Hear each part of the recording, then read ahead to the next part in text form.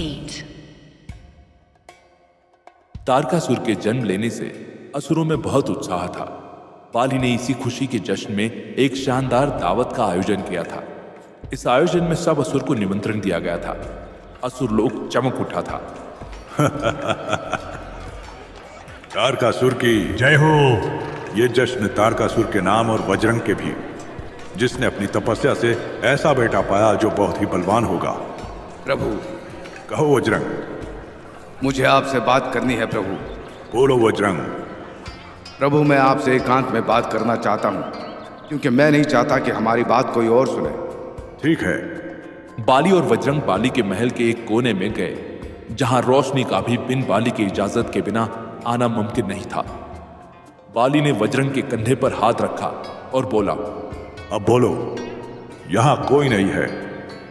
प्रभु, याद है जब मैं अपनी तपस्या कर रहा था, तब अचानक एक खौफनाक और भयानक तूफान ने असुर लोग को हिला दिया था, जिसने हम सबके घर बर्बाद कर दिए, और तो और जिसने हमारी काफी असुर भाइयों की जान भी ले ली।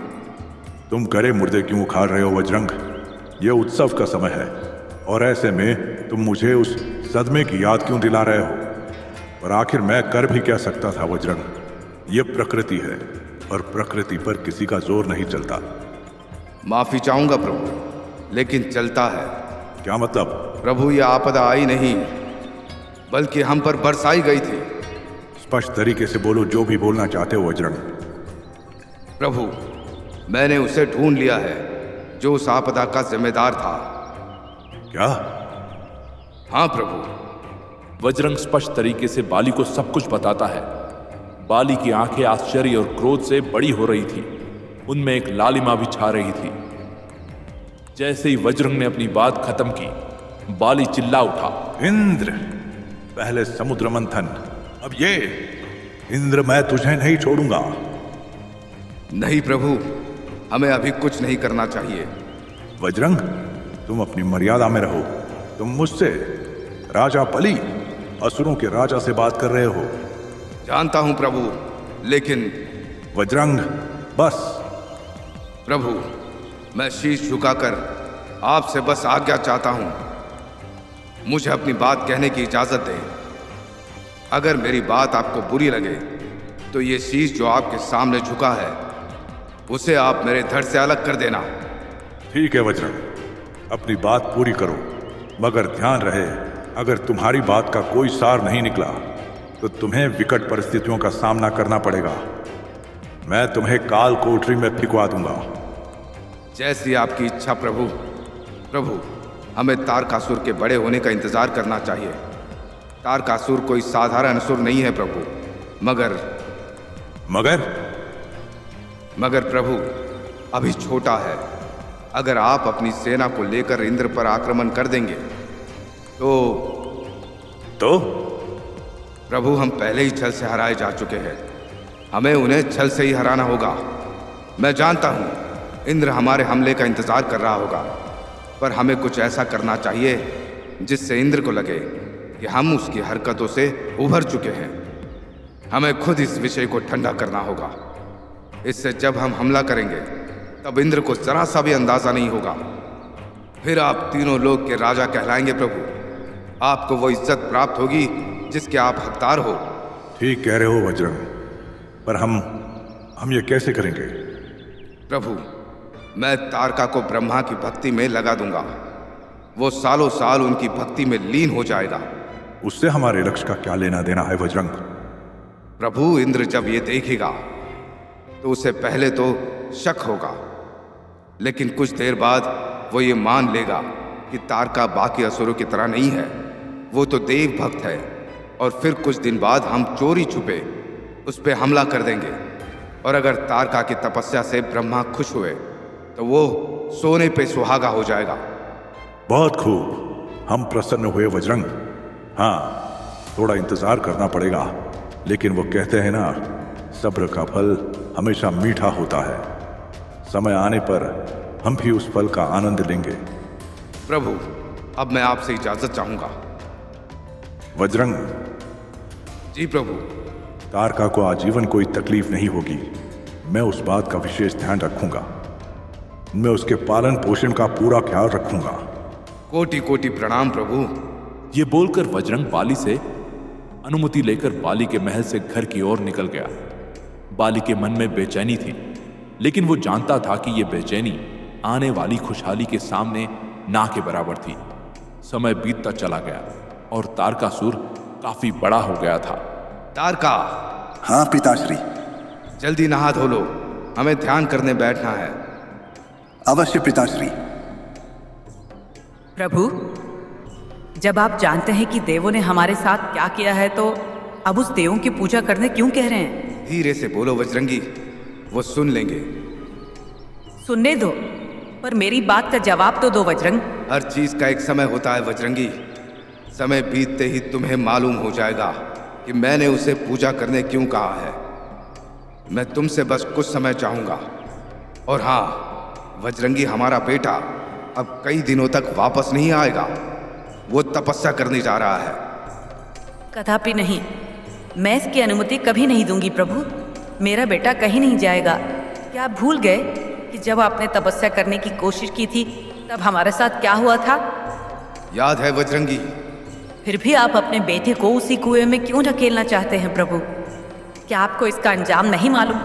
मालूम है वज्रंगी, पर मैं जो कर रहा हूं सोच समझ कर ही कर रहा हूं।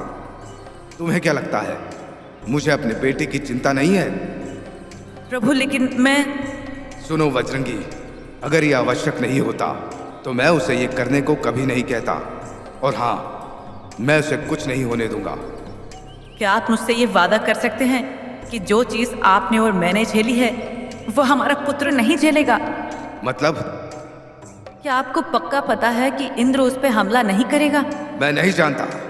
तारका, जल्दी करो, इधर आओ। कहिए पिताश्री। अपनी माता से आशीर्वाद लो। तुम अपने जीवन का सबसे मुश्किल वक्त देखने जा रहे हो। तुम अब तपस्या करोगे तारका, और मुझे वादा करो तारका कि जब तक तुम सिद्ध पुरुष नहीं बन जाते तब तक तुम वापस नहीं आओगे। मैं वादा करता हूं पिताश्री।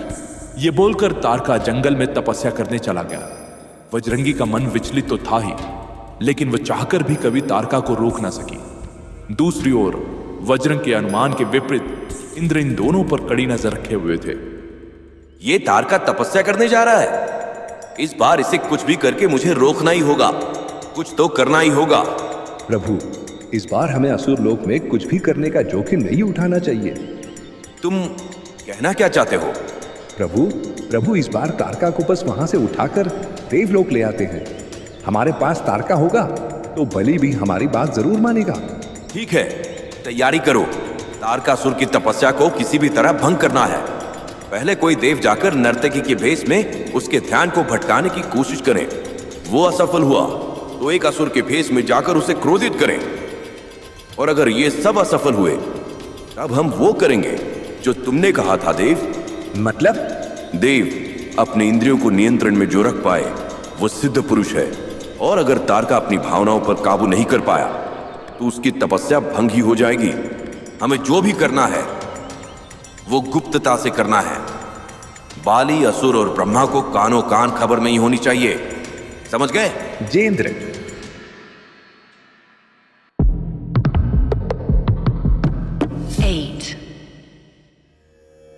देव इंद्र के आदेश का पालन करते हुए असुर लोग पहुंचे। वहां तारकासुर जाप कर रहे थे। देव ने तुरंत एक नर्तकी का रूप धारण किया। वो नर्तकी देखने में बेहद खूबसूरत थी। वो इतनी सुंदर थी कि उसके सौंदर्य का वर्णन करना भी मुश्किल था। दिखने में फूलों जैसी और अनुग्रह भवंडरों जैसा, आंखों में स्थिरता और चाल में बवंडर लिए वो नर्तकी धीरे धीरे तारकासुर के पास गई। ओम ओम। पायल की छन छन से तारका की तपस्या भंग नहीं हो रही थी। वो अपनी तपस्या में लीन था। वो अपने प्रभु की याद में खोया हुआ था। वो अपनी तपस्या में इतना खोया हुआ था कि उसे बाहर की कोई आवाज भी सुनाई नहीं दे रही थी। तारका, तारका। ओम ओम। तारका के ध्यान को इस मनमोहक आवाज से भी कोई फर्क नहीं पड़ रहा था।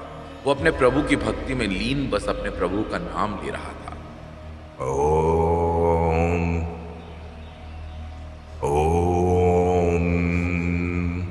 तारका, एक बार मेरी तरफ देखो। तारका। अपनी तपस्या में लीन तरका को जैसे ये आवाज असर भी नहीं कर रही थी। नर्तकी अपनी पूरी कोशिश कर रही थी, पर तरका की इस तपस्या को भंग करना आसान नहीं था। नर्तकी आसमान की ओर देखी और प्रभु, इसे तो मेरे नृत्य से कोई भी फर्क नहीं पड़ रहा। अगर कोई फर्क नहीं पड़ रहा तो तुम्हारी कोशिश में ही कमी है देव। तुम्हें अपनी पूरी ऊर्जा उसकी तपस्या को भंग करने में लगानी होगी। अवश्य इंद्र। इंद्र के आदेश का पालन करते हुए नर्तकी ने अपनी ऊर्जा में परिवर्तन करते हुए तरका की तपस्या में बाधा डालने की कोशिश की, पर फिर भी तरका की तपस्या में कोई फर्क नहीं पड़ा। ओम नमो नमः, ओम नमो नमः। प्रभु, इसकी तपस्या में तो मेरे नृत्य से कोई फर्क नहीं पड़ रहा। अच्छा, कोई बात नहीं, अब हमें और प्रयास करना होगा। सुनो देव। कहे प्रभु। मुझे नहीं लग रहा है कि हमारी ये चाल काम आएगी। इसकी तपस्या को भंग करना किसी भी नर्तकी के बस की बात नहीं है। तो क्या करे प्रभु? हमें वो दूसरा रास्ता अपनाना होगा। कौन सा प्रभु? तुम्हें अब साधु का रूप धारण करना होगा। कोई भी सिद्ध मनुष्य कभी भी किसी साधु की बात को नहीं टालता। पर प्रभु। पर क्या? ये अनुचित होगा प्रभु। उचित और अनुचित का विवाद कभी भी युद्ध के आड़े नहीं आ सकता देव। और ये युद्ध नहीं है, बल्कि महायुद्ध है। युद्ध को जीतने के लिए किए जाने वाला छल नहीं तरकीब कहलाता है। मतलब ये कि युद्ध की स्थिति में तुम्हें जो भी करना पड़े वो उचित ही है। युद्ध में कुछ भी अनुचित नहीं होता। जैसा आप कहे प्रभु। इंद्र ने अपना आदेश दे दिया था। अब चाहकर भी देव के पास कोई और रास्ता बचा नहीं था। देव ने तुरंत एक साधु का रूप धारण कर लिया। भिक्षाम देहि। ओम नमो नमः। हे साधु, मेरी मदद करे। मैंने 3 दिन से कुछ खाया नहीं है प्रभु, कृपया मेरी मदद करें। इस चाल से भी तरक को कोई फर्क नहीं पड़ रहा था। ये देखकर दोनों इंद्र और देव विचलित हो रहे थे। उसकी तपस्या को भंग करने की कोशिश में देव और जोर से चिल्लाए, प्रभु, भिक्षाम देहि, भिक्षाम देहि। तरका का ये अटूट ध्यान और तपस्या इंद्र को परेशान कर रही थी।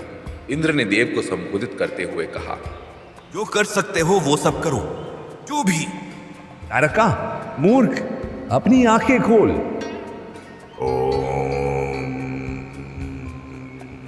तारका, मैं तुझे एक श्राप देता हूं। अब तो कभी भी कहीं पर भी अपना ध्यान एकत्रित नहीं कर पाएगा। इंद्र अपनी सारी चालें चल चुके थे। उनका मन विचलित तो था ही, पर इस पराजय के बाद वो क्रोधित भी हो चुका था। उन्होंने देव की तरफ मुंह करके बोला, कोई फायदा नहीं है। मतलब? ये चुनौती आसान नहीं है देव। इसकी तपस्या को भंग करने के लिए हमें एक और तरकीब का इस्तेमाल करना होगा। कौन सी तरकीब प्रभु? आखिरी तरकीब। इंद्र परेशान हो चुके थे।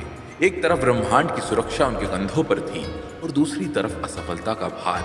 वो अब असफल नहीं हो सकते थे। उनका किसी भी तरकीब से सफल होना बेहद जरूरी था। वो देव की ओर देखकर बोले, आखिरी पड़ाव। मतलब? समय आ चुका है। अब हमें वही तरकीब इस्तेमाल करनी होगी जिसे हम कतई इस्तेमाल नहीं करना चाहते थे। आखिरी तरकीब? हाँ, आखिरी तरकीब। पर प्रभु, हमारे पास कोई चारा नहीं बचा है देव। हमें उस आखिरी तरकीब का इस्तेमाल करना ही होगा। जैसे आप कहे प्रभु। ये बोलकर देवों ने अपनी आखिरी चाल चली। देव ने धीरे धीरे सांप का रूप धारण किया, एक ऐसे नाग का रूप जिसके विष से बचना बेहद मुश्किल था। सांप का रूप धारण किए देव धीरे धीरे तरका के पास बढ़े। ओम नमो नमः। देव धीरे धीरे तरका तक पहुंचे। उन्हें तरका की सिद्धि का थोड़ा सा भी अनुमान नहीं था। जैसे ही उन्होंने तरका को डसने की कोशिश की, तरका ने अपनी आंख खोलकर उन्हें अपने हथेलियों में पकड़ लिया। ओम नमो नमः। प्रभु, सर्प, मैं तुझे जीव दे दूंगा। मुझे बस बता दे कि तुझे यहाँ किसने भेजा है। सर्प और सर्प के रूप को धारण करने में मैं अत्यंत फर्क जानता हूँ देव, और मुझे ज्ञात है कि तू सर्प नहीं पर सर्प के भेष में एक देव है। सच बता दे और मैं तुझे जीवन दान दे दूंगा। प्रभु। तरका अपनी पकड़ मजबूत कर रहा था। हर बीतते हुए लम्हे के साथ देव का सांस लेना मुश्किल हो रहा था। देव धीरे धीरे नीला पड़ रहा था। बता, तुझे किसने इधर भेजा है? बता। मैं नहीं बता सकता। मैं नहीं बता सकता। ठीक है, मत बता, पर समझ ले, ये पल यही तेरा अंत है देव। ऐसा बोलकर तरका ने अपनी पकड़ सांप पर तेज और कठोर कर दी। वो सांप धीरे धीरे नीला हो रहा था। उसे सांस लेने में भी तकलीफ हो रही थी। तरका ने ऊपर आसमान की ओर देखा और बोला, एक बार, बस एक बार तू मेरे हाथ लग जाए ना इंद्र। ये बोलकर तरका ने एक झटके से सांप की गर्दन तोड़ दी। वो मृत सांप धीरे धीरे अपने असली रूप में आ गया। तरका ने उसके शरीर को अपने हाथों में उठाया और बोला, इंद्र, मुकाबला बराबरी का होना चाहिए। छल कपट से मुकाबला करने वाले कायर कहलाते हैं। तू जान ले, चाहे जो भी हो, मैं अपने माता पिता का बदला पूरा करके रहूंगा। तैयार हो जा इंद्र, विनाश तेरी ओर बढ़ा चला आ रहा है। ये बोलकर तरका अपने स्थान पर विराजमान हो गए। उसने एक नए सिरे से अपने तपस्या की शुरुआत कर दी, पर उसका दृढ़ निश्चय पिछली बार से अधिक था और उसका लक्ष्य पहले से मजबूत। इस बार वो अपने लक्ष्य और उसे पाने की राह दोनों को अच्छी तरह से पहचान चुका था। ओम नमो नमः।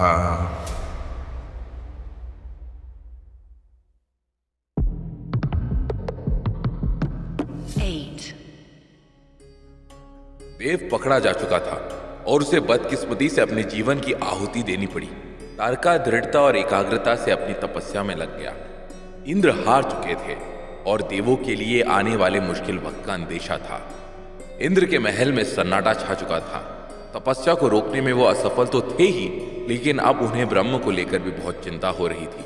वो अपने विचारों में डूबे हुए थे कि उनसे एक देव ने कहा, युद्ध होगा तो जान का बलिदान भी देना होगा ना प्रभु। ये जोखिम तो हमें उठाना ही था। मुझे देव के गुजरने का जितना दुख है, उतना ही आने वाले समय को लेकर चिंता। ये चिंता मुझे खाए जा रही है। कैसी चिंता प्रभु? आने वाले समय की चिंता, ब्रह्म की चिंता, देवलोक की चिंता, तारका की चिंता, बलि की और वज्रंग की भी। प्रभु, ऐसे विचलित होने से कोई फायदा नहीं होगा। तो तुम ही बताओ फिर मैं क्या करूं? कोई उपाय है तो बोलो देव। बेतुकी बातें करने का समय ना मेरे पास है और ना देवलोक के पास। प्रभु, अभी बस एक रास्ता बचा है। कौन सा रास्ता? ब्रह्म को किसी और से पता चले उससे पहले हमें खुद उन्हें बता देना चाहिए। और वो खुली बाहों से हमारा स्वागत करेंगे? मैं जानता हूँ कि वो क्रोधित होंगे, लेकिन फिर वो जरूर देवलोक को बचाने में आपकी मदद करेंगे। सोचिए मनदेव, चलिए मैं भी आपके साथ चलता हूँ। हमें तुरंत यहाँ से रवाना होना होगा। चलो। इंद्र और देव दोनों ब्रह्म के महल की ओर रवाना हुए और कैलाश पर इन सब चीजों से परे अध्यक्ष अपनी सेना खड़ी कर रहे थे, अघोरियों की सेना। अध्यक्ष जानते थे कि बलि कैलाश को हत्याने की कोशिश जरूर करेगा। वो बस इस बार उस चुनौती के लिए और अच्छे से तैयार होना चाहते थे। वो अपने अघोरी साथियों की ओर मुड़े और बोले, नियंत्रण, ये शब्द ही जिंदगी और युद्ध को जीतने का एकमात्र इलाज है। अगर अपने ऊपर काबू रखना है तो अपनी भावनाओं पर नियंत्रण पाना होगा। युद्ध पर काबू पाना है तो दुश्मन पर नियंत्रण पाना होगा। जी अध्यक्ष, जी अध्यक्ष। हम शिव के दास हैं, शिव के अंश। जब तक शिव अपनी योगावस्था को त्याग कर जिंदगी में वापस नहीं लौटते, तब तक कैलाश हमारे भरोसे है। कैलाश को हमें ही बचाना होगा। समय आने पर क्या तुम अपने शिव के लिए जीवन का बलिदान दे सकते हो? जी अध्यक्ष। तुम मेरे साथ बोलो, ओम नमः शिवाय। शिव का नाम पूरे कैलाश पर वापस एक और बार गूंज उठा। यहाँ अध्यक्ष और दूसरी तरफ बलि दोनों इंतजार कर रहे थे। अरे मुझसे और नहीं रहा जा रहा। असुर महाराज बलि को मेरा सादर प्रणाम। कहिए प्रभु, बजरंग के घर जाओ और उसे तुरंत मेरे सामने पेश करो। कहो कि बलि का आदेश है। अवश्य प्रभु। बलि को नमन करके असुर बलि के महल से बाहर निकले। थोड़ी देर बाद वो वज्रंग को लेकर महल लौटा। वज्रंग का रहन सहन, चाल ढाल सब कुछ बदल चुका था। उसके सिर पर अब एक मुकुट था जो बहुत कीमती प्रतीत हो रहा था। उसके गले के चारों ओर नरमुंडों की माला थी।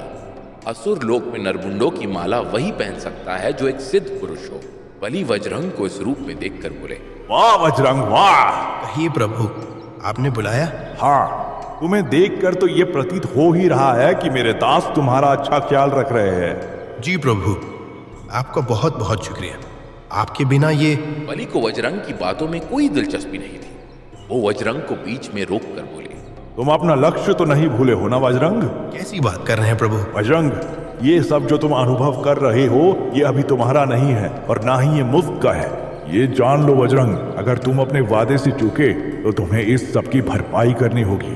प्रभु मैं बिल्कुल जानता हूं कि मेरा लक्ष्य क्या है और मैं पल भर के लिए भी उससे भटका नहीं हूं। ये तो समय ही बताएगा बजरंग। वैसे कितना समय बाकी है तपस्या की पूर्ति में? प्रभु थोड़ा संयम रखिए प्रभु, मैं खुशखबरी लेकर जल्द ही आता हूँ। समय अभी तुम्हारा मित्र प्रतीत नहीं होता बजरंग। समय और मेरा सब्र दोनों खत्म होने के कगार में है, बस ये याद रखना। अवश्य प्रभु। तुम यहाँ से जा सकते हो। विजयी भवा। बजरंग बली की इजाजत लेकर अपने घर की ओर रवाना हुआ। कुछ सवाल बजरंग के मन में थे और कुछ बली के मन को विचलित कर रहे थे। सवाल तो इंद्र के मन में भी अपनी जगह बनाए हुए थे। इन सवालों का बोझ ढोते हुए इंद्र ब्रह्म के महल के बाहर पहुंचे। इंद्र को देखकर एक चौंका हुआ देव दौड़कर इंद्र की ओर आया। वो पसीने में लथपथ था। वो इंद्र के पैरों में गिरा। इंद्र असमंजस में थे। उन्हें कुछ भी स्पष्ट तरीके से नहीं दिख रहा था। उन्होंने देव को कंधे से उठाकर पूछा, क्या हुआ? तुम भाग क्यों रहे थे? कोई अनहोनी हो गई क्या? हो जाएगी प्रभु, कृपया यहाँ से प्रस्थान करें। लेकिन हुआ क्या है? प्रभु ब्रह्म क्या हुआ ब्रह्म को? वो आपको ही ढूंढ रहे हैं प्रभु। असुर लोक में हुई घटनाओं के बारे में वो जान चुके हैं। क्या? हाँ प्रभु, वो जान चुके हैं और उन्होंने ऐसा रूप धारण किया है जो आज से पहले मैंने भी नहीं देखा है। कौन सा रूप? प्रभु ये सब बात करने का समय नहीं है, आप कृपया यहाँ से निकलिए। एक जोर की चीख ने इंद्र और देव के वार्तालाप में अड़चन डाली। वो आवाज इतनी शक्तिशाली थी कि उस आवाज के प्रवाह से जमीन कपकपाने लगी। इंद्र मूर्ख, जाओ इंद्र को यहाँ मेरे पास लाओ अभी। इंद्रदेव, ब्राह्मण की सेना आपकी तलाश पर निकलेगी। आपको उनके निकलने तक यही छुपना होगा। जल्दी कीजिए प्रभु। लेकिन कहाँ? आप महल के पीछे चलिए मेरे साथ, मैं आपको लेकर जाता हूँ। वो देव और इंद्र को एक सुरक्षित जगह लेकर गया और उन्हें वहां छुपा दिया। धीरे धीरे महल के अंदर से एक सेना आती हुई दिखी। इंद्र ने देव को देखकर बोला, मुझे किसी भी तरह इन्हें रोकना होगा। प्रभु नहीं, मुझे लगता है कि हमें ब्रह्म के गुस्से के ठंडे होने का इंतजार करना चाहिए। समय ही तो नहीं है हमारे पास देव। वो समय निकट आ रहा है जब छुपने के लिए भी कोई जगह नहीं होगी। अंबर से आग बरसेगी और मैं ये सब होते हुए देख नहीं सकता। मैं ही जिम्मेदार हूँ, मुझे जिम्मेदारी लेनी होगी। प्रभु। पर इंद्र ने देव की एक ना सुनी। वो महल के अंदर जाना चाहते थे। तभी उन्हें उस देव ने रोक लिया जिसने उन्हें इस सुरक्षित जगह पर छुपाया था। वो इंद्र की तरफ देखकर बोला, प्रभु माफ करना, लेकिन ये उचित नहीं होगा। आपको सिर्फ लाने का आदेश नहीं है, आपको बंदी बनाकर पेश करने का आदेश है। हमें कुछ देर रुकना होगा। अगर हम यहाँ से निकले तो हम सबकी जान पर मौत का साया काले बादल की तरह मंडराने लगेगा। पर प्रभु बस कुछ और समय। मैं आपको ब्रह्म से मिलवाऊंगा, ये मेरा वादा है। ये समय था जब लोग अपने शब्दों की अहमियत को सराखों पर रखते थे। प्राण जाए पर वचन ना जाए। देव इंद्र को वचन दे चुके थे। इंद्र बैठकर इंतजार करने लगे। वहां समय बलि के भी सब्र का इम्तिहान ले रही थी और दूसरी तरफ अध्यक्ष अघोरियों का इम्तिहान ले रहे थे। बजरंग का इम्तिहान बलि ले रहे थे। यह समय सबके लिए कठिन था। यह समय था इंतजार।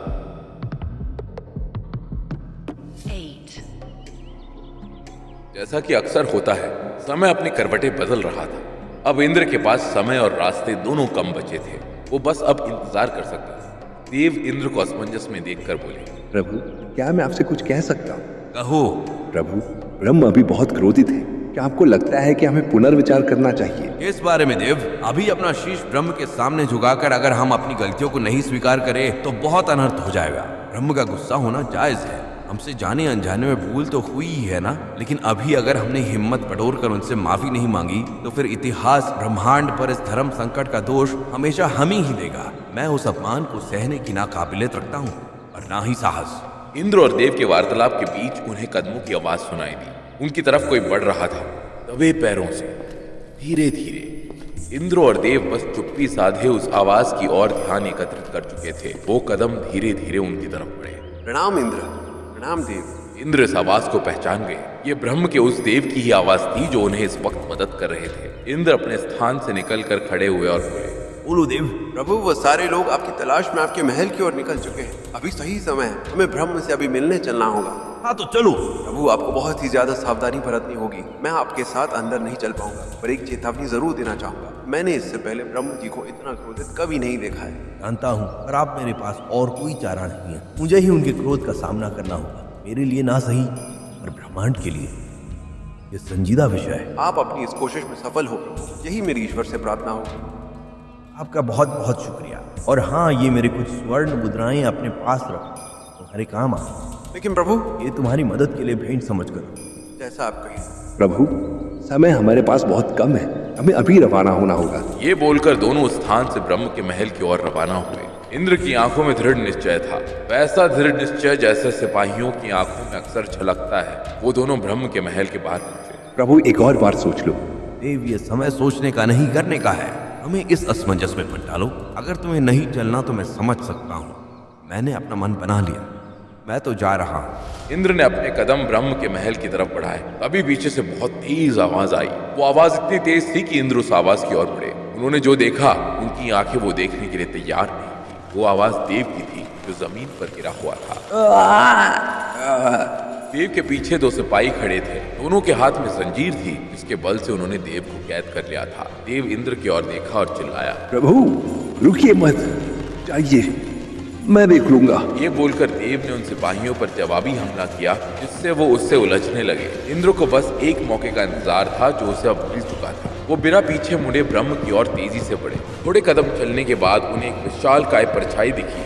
दिखने में वो किसी भी आम मर्द जैसी नहीं लग रही थी। इंद्र समझ चुके थे कि उनकी मंजिल उनके सामने ही थी। वो जोर से आवाज लगाए, हे प्रभु ब्रह्म, अपनी ये खोजबीन रुकवा दीजिए, मैं खुद आपसे मिलने आ गया। ये आवाज सुनकर ब्रह्म इंद्र की ओर बढ़े। ब्रह्म दिखने में विशालकाय तो थे ही, पर उनके एक नहीं बल्कि 3 सर थे। एक में आक्रोश था, एक में असमंजस था और एक में बस शांति। हाथों की मुट्ठी बनाकर वो इंद्र के पास बढ़े। अपनी जान की जरा भी परवाह नहीं है इंद्र। प्रभु, मैं आपसे माफी चाहता हूँ। माफी गलतियों की मिलती है इंद्र, गुनाहों के लिए सजाएं दी जाती है। ये बोलकर ब्रह्म ने अपने हाथ से इंद्र पर प्रहार किया। इंद्र को ब्रह्म की शक्ति का जरा सा भी अनुमान नहीं था। इंद्र को जैसे ही ब्रह्म का वार लगा, वो दूर महल की दीवार पर टकराकर जमीन पर गिरे। मेरी बातों का उल्लंघन करके तूने बहुत बड़ी भूल की है इंद्र। प्रभु, लेकिन मैं इससे पहले कि इंद्र अपनी बात पूरी कर पाते, ब्रह्म के दूसरे वार ने भी अपना ठिकाना इंद्र के शरीर पर ढूंढ लिया। वो फिर महल के स्तंभ से टकरा कर गिरे। ब्रह्म का महल स्तंभ पर हुए प्रहार से हिलने लगा। प्रभु, मेरी बात सुनिए। क्या सुनूं? बोल मूर्ख बोल। तेरी लापरवाही की वजह से पूरे ब्रह्मांड पर धर्म संकट मंडराने लगा है। इंद्र, एक मौका देता हूँ, तू मुझे कोई उपाय बता, नहीं तो। प्रभु, अब एक ही उपाय है। जल्दी बोल। प्रभु, आपको ताड़कासुर की तपस्या को मानना होगा। ये है तेरा उपाय। उसको वरदान देकर जो आपत्ति आएगी उसका क्या? प्रभु, वो आपत्ति मुझ पर आएगी, देवलोक पर नहीं। अगर मैंने बलि को अपना स्थान दे दिया तो बलि और बजरंग दोनों का ही बदला पूरा हो जाएगा। वो मुझसे नाराज है, उनकी दुश्मनी मुझसे है। मैं ये त्याग करने को तैयार हूँ। ये सुनते ही ब्रह्म का कद छोटा होने लगा। उनके आक्रोश में बदलाव दिखने लगा। उनके 3 चेहरे एक चेहरे में समा गए, जो अब बेहद शांत प्रतीत हो रहा था। मूर्ख हो तुम इंद्र, पर बलि को देवलोक देने की मूर्खता कभी मत करना।